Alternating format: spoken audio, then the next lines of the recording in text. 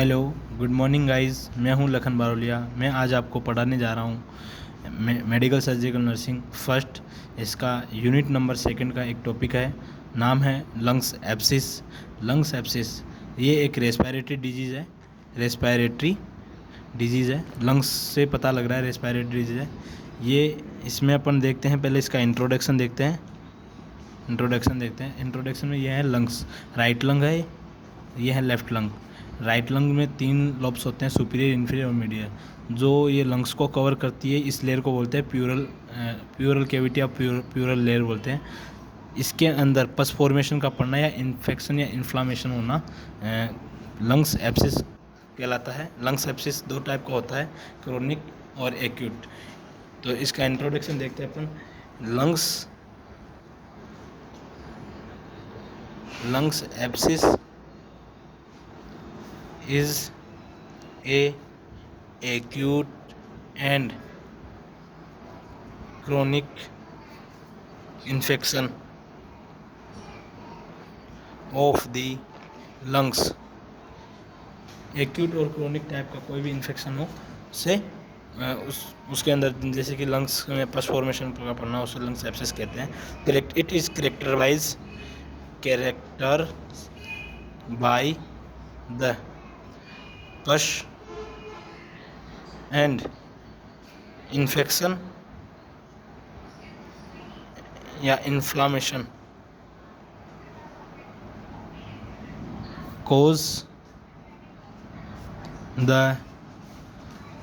cause into the lungs। ये क्या कहलाता है? इंट्रोडक्शन होता है। इसके अंदर कहने का मतलब ये आ रहा है, लंग्स के अंदर किसी भी एक्यूट और क्रोनिक टाइप का कोई भी इन्फेक्शन हो, जैसे करेक्टराइज बाय, जैसे उसका पस फॉर्मेशन का पड़ना या टिश्यूज़ का डैमेज होना या डिस्ट्रक्शन होना, इन्फ्लेशन या इन्फ्लामेशन या इन्फेक्शन होना, उससे क्या बोलते हैं अपन? लंग्स एब्सिस बोलते हैं। लंग्स एब्सिस में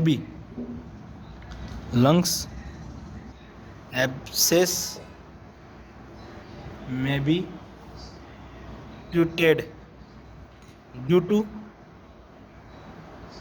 anaerobic and aerobic infection। Anaerobic and aerobic infection. Aerobic और एनारोबिक क्या होता है? एक बैक्टीरिया होते हैं, ये एक टाइप के बैक्टीरिया होते हैं। एरोबिक और एनारोबिक एक टाइप के क्या होते हैं? बैक्टीरिया।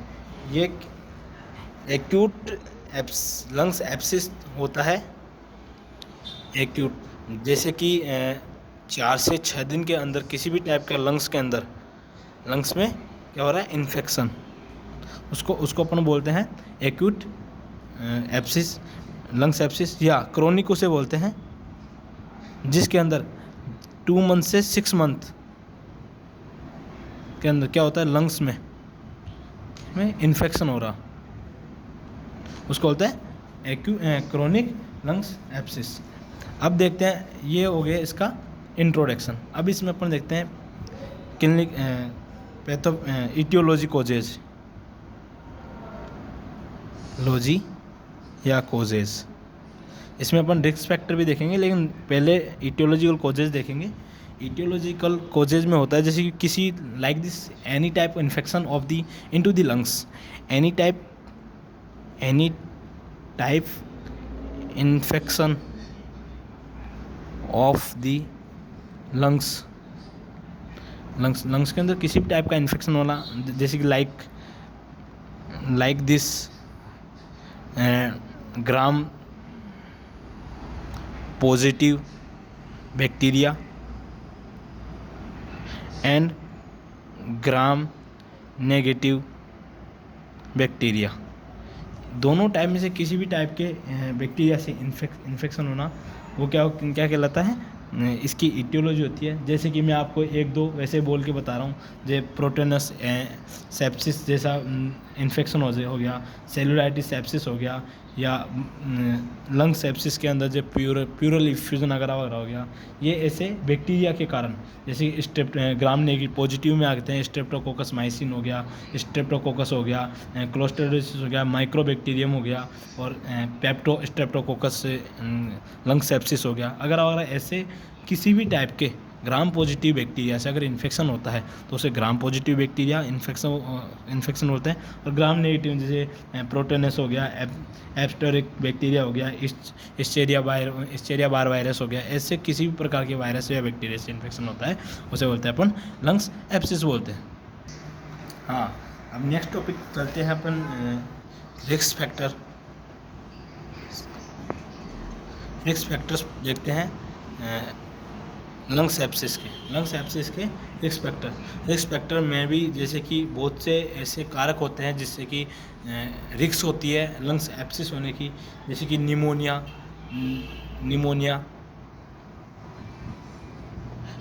से भी लंग्स एब्सिस हो सकता है। ये कंजेनाइटल हार्ट डिजीज से होता है, कंजेनाइटल हार्ट डिजीज़, या किसी भी लंग्स की बीमारी जैसे COPD, chronic obstructive pulmonary disease, इसके कारण भी लंग्स एब्सिस होता है। या एस्पिरेटेड, किसी भी चीज़ का एस्पिरेटेड करना, ओरोफेरिंग्स में कोई भी एस्पिरेटेड करता किसी इन्फेक्टिव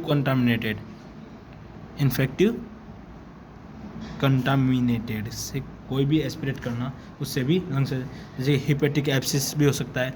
या हिपेटिक का मतलब होता है कोई भी लीवर में इन्फेक्शन या इन्फ्लामेशन हो गया, उसकी वजह से लंबे समय से लीवर में इन्फेक्शन चल रहा है, उसकी वजह से भी कोई इन्फेक्शन हो तो उससे भी क्या होता है, लंग्स एब्सिस हो सकता है। हिपेटिक एब्सिस से भी हो सकता है। या डायबिटीज़ वाले पेशेंट से भी, डायबिटीज़ भी है इसका कारण, डायबिटीज़ मेलाइटस, या हाइपरटेंशन भी हो सकता है इसका टेंशन, हाइपरटेंशन भी इसका कारण होता है। या बहुत सी ऐसे बैक्टीरिया वायरस उनके कारण भी लंग्स एब्सिस होने के चांसेस है। जैसे कि लाइक दिस, मैं आपको एक और बता रहा हूँ, स्मोकिंग के कारण भी लंग्स एब्सिस होता है। Smoking because then bad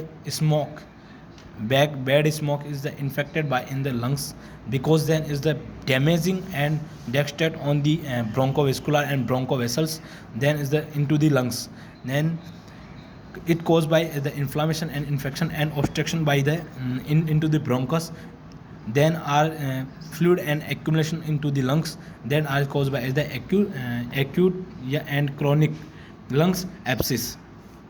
okay, अब नेक्स्ट आते हैं अपन क्लिनिकल मैनिफेस्टेशन पढ़ते हैं। क्लिनिकल मैनिफेस्टेशन का मतलब होता है साइन सिम्टम्स। क्लिनिकल मैनिफेस्टेशन का मतलब होता है साइन सिम्टम्स। किसी भी बीमारी के साइन सिम्टम्स होते हैं उसको अपन क्लिनिकल मैनिफेस्टेशन देते हैं। इसके सबसे बड़ी बात, अगर लंग सेप्सिस हो रहा है तो जाहिर सी बात है, सेप्सिस हो रहा है तो इन्फेक्शन हो रहा है। इन्फेक्शन में सबसे बड़ी बात फीवर आएगी, फीवर सबसे इम्पोर्टेंट है। इसमें चिल्स फीवर आएगी। चिल्स का मतलब होता है ठंड के साथ बुखार आना। इसके अलावा कफिंग होगा, विथ एंड विदाउट स्पुटम भी हो सकता है, विथ एंड विदाउट स्पुटम भी हो सकता है कफिंग। ये ज़रूरी नहीं कि स्पुटम के साथ ही हो, ये कोई ज़रूरी नहीं है। इसके अलावा कफिंग हो रहा है तो चेस्ट पेन होगा, क्योंकि इन्फेक्शन है चेस्ट में, या फ्लूइड एक्यूमुलेशन हो रहा है, इन्फेक्शन हो रहा है, सेप्सिस हो रहा है तो चेस्ट पेन होगा, जाहिर सी बात है चेस्ट पेन होगा। इसका डिस्पीनिया हो सकता है, क्योंकि अचानक बेचैनी घबराहट होगी तो डिस्पीनिया होगा। या एक्सेसिव स्वेलिंग अपनी फेशियल स्वेलिंग भी हो सकती है, या बॉडी स्वेलिंग हो सकती है, because then properly function do not is the working from into the lungs, because then infective agent is caused by into the lungs, then are the proper functionally to do not is a provider on the proper oxygen supply into the lungs, then are the body supply on the oxygen saturation is the, because then is the damaging onto the lungs। Okay इसका मतलब मैंने ये बताया कि अगर lungs के अंदर proper oxygen नहीं पहुंच रही तो बॉडी के अंदर किसी ऑर्गन्स के अंदर ऑक्सीजन की कमी आएगी, उसके कारण बॉडी में एडिमा हो सकता है, स्वेलिंग हो सकती है, तो उसको एक्सेसिव स्वेलिंग भी हो सकते हैं, एक्सेसिव एडेमा भी हो सकता है। ये लंग्स में भी हो सकता है, लंग्स में, एंड बॉडी पे भी हो सकता है, बॉडी पार्ट्स पे भी हो सकता है। इससे अगर फीवर आएगी तो जाहिर सी बात है, इसमें बुखार आ रहा है चिल्स के साथ तो हेडेक भी होगा, हेडेक होता है। अगर इतना कुछ हो रहा है तो एंजाइटी, क्योंकि सबसे बड़ी कोज होती है आजकल हर बीमारी की, तो इसलिए एंजाइटी भी हो सकता है, एंजाइटी और anorexia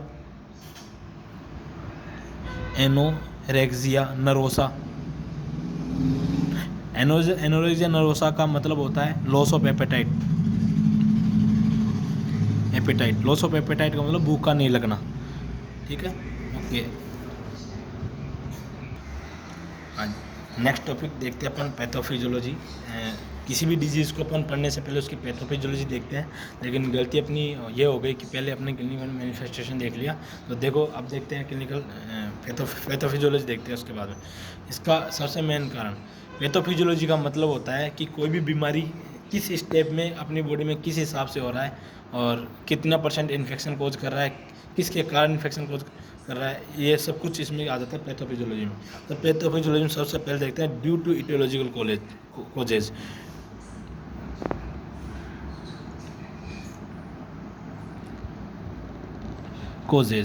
due to aetiological causes का मतलब कोई भी any bacteria and virus infection हो सकता है। इटियोलॉजिकल कोजेज का मतलब किसी भी प्रकार का बैक्टीरिया एंड वायरस इन्फेक्शन हो सकता है। तो देखते हैं ये अगर बॉडी में इटियोलॉजिकल कोजेज एंटीजन एंटीबॉडी अगर रिएक्शन होगी तो जाहिर सी बात है इन्फ्लामेशन भी होगा, इन्फ्लामेटरी प्रोसेस भी होगी। तो इसमें होगी infection of inflammatory process of the lungs में इन्फ्लामेटरी प्रोसेस होगी, because then is the antigen antibody reaction then is cause by the inflammation into the lungs. Next आते हैं इटियोलॉजी कोजेज के बाद में इन्फ्लामेशन हो गया, क्योंकि ये एंटीजन एंटीबॉडी रिएक्शन हो गई, यहाँ पे एंटीजन एंड एंटीबॉडी रिएक्शन कोज है, इसके कारण क्या है इन्फ्लामेशन कोज है। अब इन्फ्लामेटरी प्रोसेस क्या लीड करेगी, टिश्यूज डेक्सट्रेशन, इन्फ्लामेटरी प्रोसेस हो रही है, इन्फ्लामेटरी प्रोसेस होती है तो उससे क्या करेगी, lead to the lungs in tissue destruction, tissues को क्या करेगी डैमेज करने की कोशिश करेगी। तो अगर टिश्यूज़ डैमेज हो गए तो वहाँ पे जाहिर सी बात है फॉरेजन एंटीजन या फॉरेजन पार्ट्स हो जाए एक्यूमुलेट हो गए। अगर फॉरेजन पार्ट एक्यूमुलेट हो रहे हैं तो अगर वो एक्यूमुलेट हो गए तो उसका भी कोई नुकसान होगा। अगर वो एक जगह होंगे तो इकट्ठे होकर क्या होगा, पस फॉर्मेशन कोज करेंगे। तो lead to the pus formation and collection into the lungs, ये लंग्स के अंदर पस फॉर्मेशन या कलेक्शन कर देगा लंग्स के अंदर। लास्ट एंड फाइनल अगर पस एकत्रित, मैंने बताया था स्टार्ट में, अगर लंग्स के अंदर पस का पड़ना उसको लंग्स एब्सेस बोलते हैं। अगर लंग्स में पस आ रही है तो इसको जाहिर सी बात डायरेक्ट बोलेंगे लंग्स एब्सेस हो गया। तो अपने पैथोफिजियोलॉजी की अपने प्रोसेस पढ़ी, उसके अंदर लंग्स एब्सेस का पता लग गया कि किस हिसाब से लंग्स एब्सेस हो रहा है, ये पूरी प्रोसेस है लंग्स एब्सेस होने की। तो नेक्स्ट टॉपिक पढ़ेंगे हम डायग्नोस्टिक इवैल्यूएशन।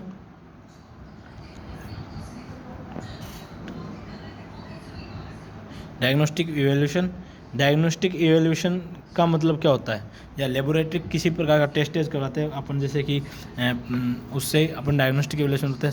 फर्स्टली नर्स का काम होता है हिस्ट्री टेक करना पेशेंट की, एंड फिजिकल एग्जामिनेशन करना। अगर पेशेंट को हिस्ट्री टेकिंग करते हैं और फिजिकल एग्जामिनेशन करते हैं तो वो सबसे पहला काम है नर्स का। इसके बाद में अगर हम स्कोपिक टेस्ट करवाते हैं तो उसमें पहला टेस्ट आता है ब्रोंकोस्कोपी आती है। अगर इमेजिंग टेस्ट में देखते हैं इमेजिंग टेस्ट में देखते हैं तो अपन सीटी करवा सकते हैं, सीटी स्कैन, जैसे कि चेस्ट की। अब सीटी स्कैन भी बहुत टाइप की होती है, सीईटी सीटी, पीईटी सीटी, एनसी सीटी और एचआर सीटी, काफ़ी टाइप की सीटीज़ होती है, वो करवा सकते हैं। लेकिन चेस्ट के लिए करवाएंगे जो जैसे जिसके अंदर अच्छा व्यू किया जा सके उस टाइप की सीटी करवाएंगे। इसके अलावा अपन एमआरआई करवाएंगे चेस्ट की, एमआरआई भी करवा सकते हैं चेस्ट की, या नहीं फिर अपन चेस्ट एक्सरे करवा सकते हैं। चेस्ट एक्सरे ये दो टाइप से होता है, पीए व्यू और एपी व्यू। ये दोनों से पीए व्यू और एपी व्यू से होता है। पीए का मतलब posterior to anterior, anterior to posterior view होता है। इसके अलावा जैसे कि अपन करवा सकते हैं स्पुटम टेस्ट भी करवा सकते हैं। स्पुटम टेस्ट के लिए अपन देखते हैं सबसे पहले जैसे कि बहुत से स्पुटम कल्चर करवा लेंगे, स्पुटम कल्चर करवा सकते हैं, या जैसे कि एब स्टेनिंग टेस्ट करवा सकते हैं, स्पुटम स्टेनिंग टेस्ट करवा सकते हैं। काफ़ी कुछ ऐसे टेस्ट है जो अपन स्पुटम के द्वारा करवा सकते हैं। अब स्पुटम टेस्ट करवाने के बाद में जैसे कि देखते हैं हम ब्लड टेस्ट भी करवा सकते हैं। ब्लड टेस्ट में काफ़ी कुछ ऐसे टेस्ट होते हैं जो इन्फेक्शन का पता लगाया जा सके कि कितना क्या इन्फेक्शन है। तो इसके लिए कुछ ब्लड टेस्ट होते हैं जैसे कि सीबीसी हो गया, सॉरी सर मिस्टेक हो गई, सीबीसी हो गया, सीआरपी हो गया, ईएसआर हो गया। कहने का मतलब एबीजी करवा सकते हैं। एबीजी करवाने का कारण क्या है? एबीजी होता है arterial blood gas. Arterial blood gas, artery के अंदर कितनी % गैस आ रही है और किस टाइप की गैस है, जैसे कार्बन मोनोऑक्साइड जैसी हो गई, जैसे CO2 SpO2 में जाए। ऑक्सीजन सेचुरेशन भी देख लेते हैं, कहना मतलब कार्बोनेट कितना आ रहा है, कहना सारा सेचुरेशन देखा जाता है एबीजी में। इसके अलावा अपन थोड़ा बहुत अगर ज़्यादा दिक्कत आती है तो डी डाइमर भी कर सकते हैं, डाइमर टेस्ट भी करवा सकते हैं, जो कि आजकल सबसे इम्पोर्टेंट हो गया। तो नेक्स्ट पढ़ते अपन मैनेजमेंट। किसी भी बीमारी का मैनेजमेंट, अपन ट्रीटमेंट करने से पहले मैनेजमेंट पढ़ना ज़रूरी होता है। मैनेजमेंट मेनली 4 टाइप का होता है, 4 type is management. Then the first management होता है मेडिकल मैनेजमेंट, सेकेंडली मैनेजमेंट होता है डाइटरी मैनेजमेंट, डाइटरी मैनेजमेंट, और तीसरा होता है सर्जिकल मैनेजमेंट, और चौथा होता है नर्सिंग मैनेजमेंट। क्या नाम मतलब नर्स अगर कोई ट्रीटमेंट करती है तो इसमें 4 मैनेजमेंट पढ़ते हैं, नर्सिंग मैनेजमेंट। अगर तो हम इनको सीक्वेंस में पढ़ेंगे, अगर जिसके अकॉर्डिंग जैसे अपन ट्रीटमेंट कर सकते हैं उसको उस ट्रीटमेंट के अकॉर्डिंग पढ़ेंगे। तो अपन पढ़ेंगे मेडिकल मैनेजमेंट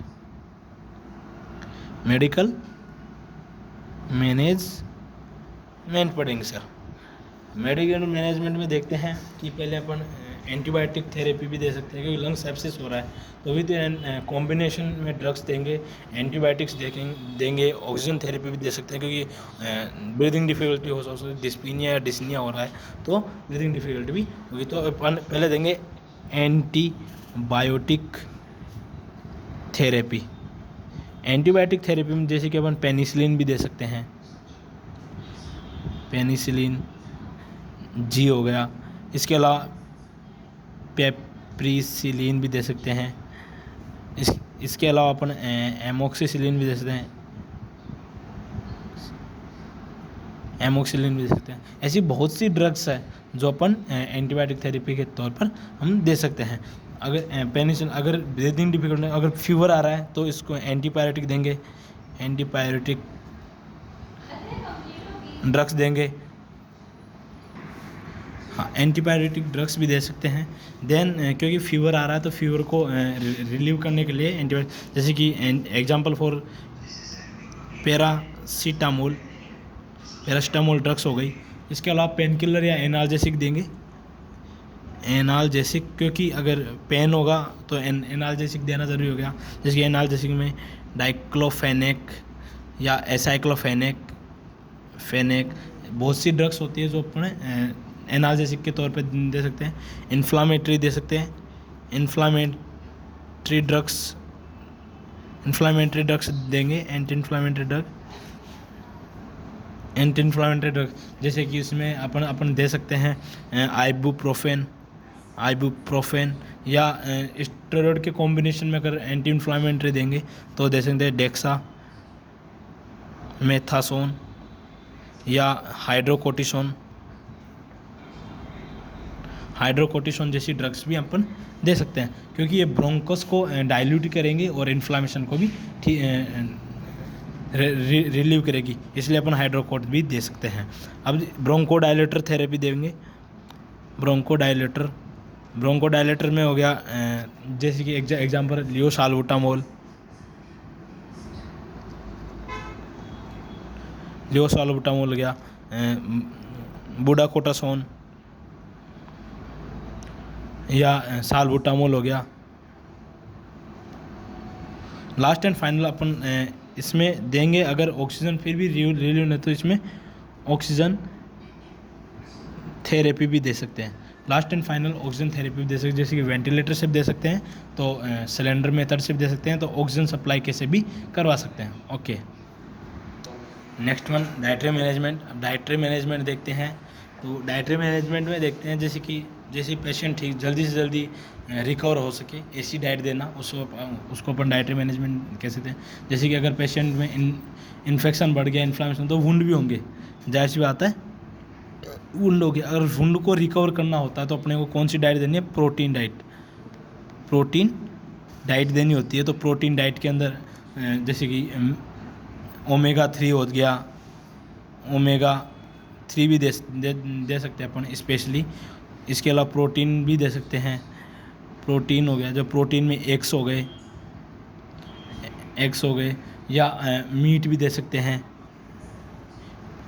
बहुत सी ऐसी डाइट्स है जो पेशेंट को रिकवर करने में हेल्प करती है। तो ऐसी डाइट जो कि पेशेंट को जल्दी रिकवर करने में हेल्प करे, उसको डाइटरी मैनेजमेंट कहते हैं। नेक्स्ट मैनेजमेंट आता है सर्जिकल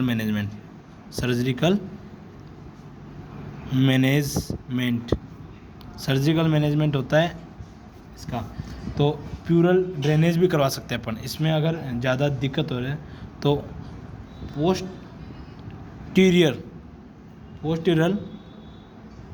ड्रेनेज यानी साइड से लंग्स के जिस तरफ लंग्स एब्सिस हो रहा है, पस फॉर्मेशन, उसको ड्रेन लगाकर बाहर भी निकाल सकते हैं, उसको बोलते हैं पोस्टीरियर ड्रेनेज बोलते हैं। इसके अलावा अपन इसके अंदर दूसरा सर्जिकल मेथड करेंगे। सर्जिकल में एक होती है